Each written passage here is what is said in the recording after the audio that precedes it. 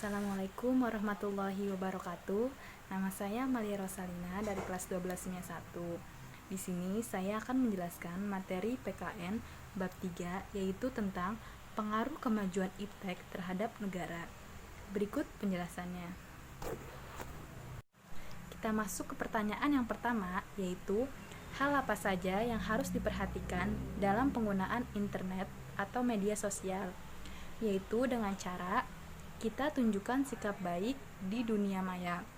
Contoh, ketika kita sedang ingin berkomentar terhadap postingan orang lain, harus disertai kritik, saran, dan sopan santunnya supaya tidak menyinggung perasaan orang yang memposting tersebut. Lalu kedua, yaitu pengaturan akun dan kata sandi. Ini penting banget karena apa-apa sekarang kalau misalkan ingin masuk Instagram, Facebook, Twitter, Line, atau Telegram harus membutuhkan akun. Lalu pengaturan kata sandinya, kalau bisa kita membuat yang gampang dan mudah dihafal dan jangan sampai orang lain tahu, karena bisa aja kebajak. Hati-hati. Lalu yang ketiga, jangan sebarkan rumor atau berita hoax.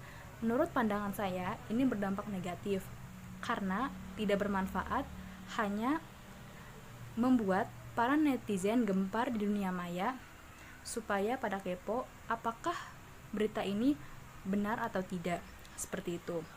Lalu yang keempat, jangan sembarang menerima permintaan pertemanan.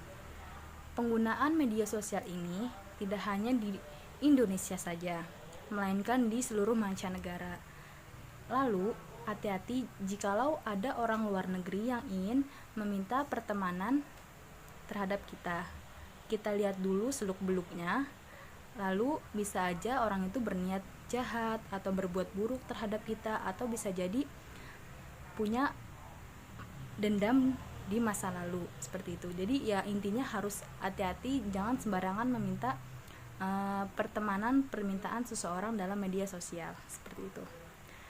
Lalu yang kelima, yaitu pikirkan terlebih dahulu sebelum ingin memposting. Contoh, kita akan membuat suatu konten, kita harus pikirkan dulu apakah postingan tersebut bermanfaat atau tidak, nanti dampaknya akan negatif atau positif di mata orang lain, seperti itu. Lalu yang terakhir, keenam, itu verifikasi sebelum dibagikan.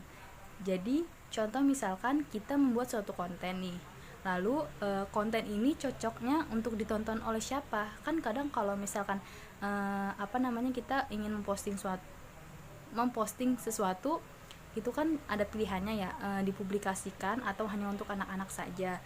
Nah, kita harus pikirkan itu, ini cocoknya untuk konten anak-anak atau publikasikan semua orang gitu, dilihat.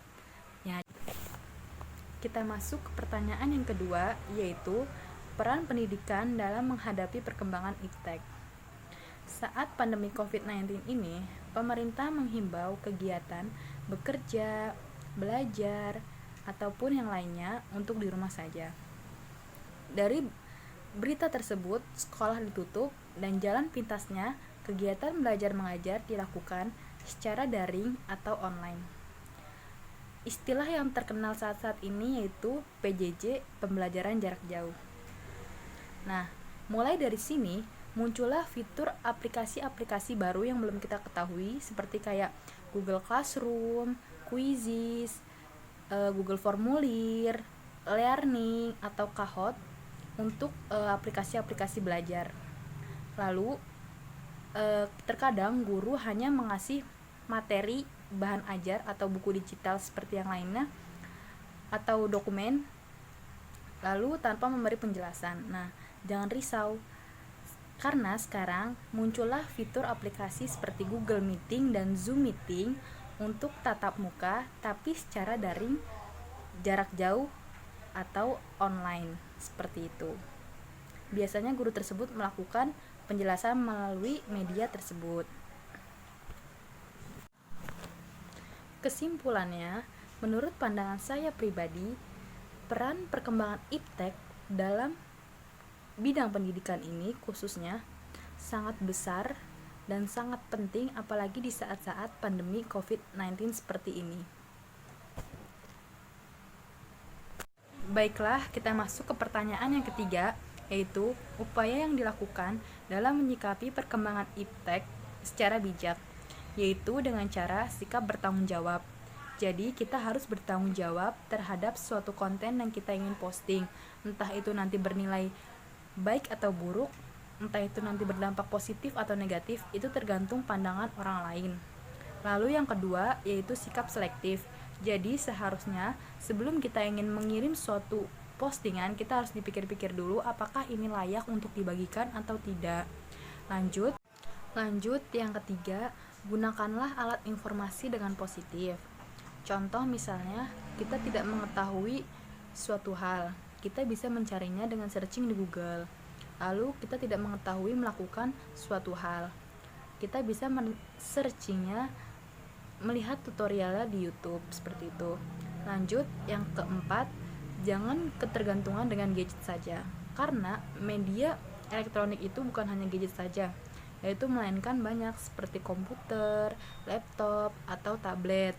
Nah, lanjut yang kelima, terakhir, yaitu membatasi penggunaan internet. Cukup sekian penjelasan singkat dari saya. Kurang lebihnya mohon maaf. Saya Malia Rosalina dari kelas 12-nya 1 ingin mengundurkan diri. Assalamualaikum warahmatullahi wabarakatuh.